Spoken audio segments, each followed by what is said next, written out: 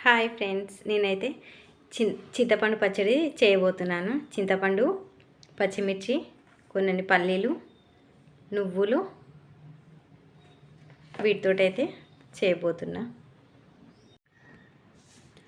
పచ్చిమిర్చి అయితే ఆయిల్లో గోలించుకున్నాను. అట్లాగే కొన్ని పల్లీలు కూడా దాంట్లో ఆయిల్లోనే లైట్గా గోలిచ్చేసాను. చింతపండు నానబెట్టేసుకున్నాను. ఇప్పుడు మనం రోట్లో చేయబోతున్నాం అన్నట్టు పచ్చడి, రోటి పచ్చడి.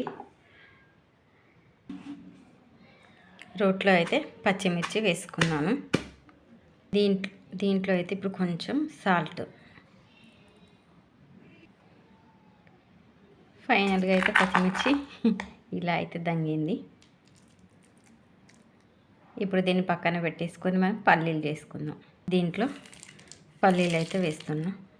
ఇవి మొత్తం మెత్తగా కాకుండా కొంచెం లైట్గా చిన్న చిన్న వక్కలు వచ్చేంత వరకు. పల్లీలు అయితే ఇప్పుడు ఇలా అయ్యాయి. కొన్ని దీంట్లో నువ్వులు వేసుకుందాం.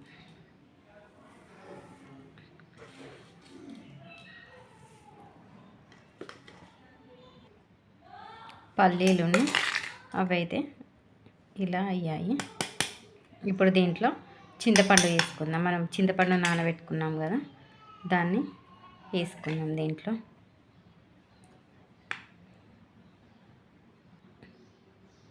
ఇదైతే ఇప్పుడు ఇలా అయిపోయింది.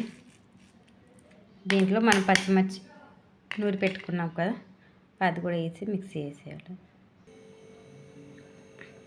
ఇప్పుడైతే ఇది ఇలా అయ్యింది. ఇప్పుడు దీంట్లో మనం కొంచెం సాల్ట్ వేసుకోవాలి.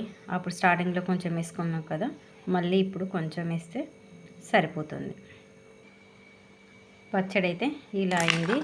దీన్ని ఇప్పుడు ఒక బౌల్లోకి తీసుకొని మనం పోపు తీసుకుందాం. చిన్న కడాయి అయితే పెట్టేసా. దాంట్లో కొంచెం ఆయిల్,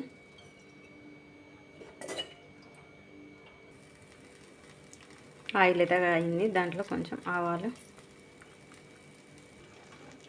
జీలకర్ర,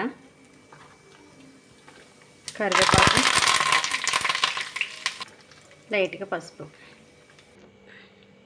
పోపులో అయితే పచ్చడి వేసేసుకోవాలి. ఫైనల్గా పచ్చడి రెడీ.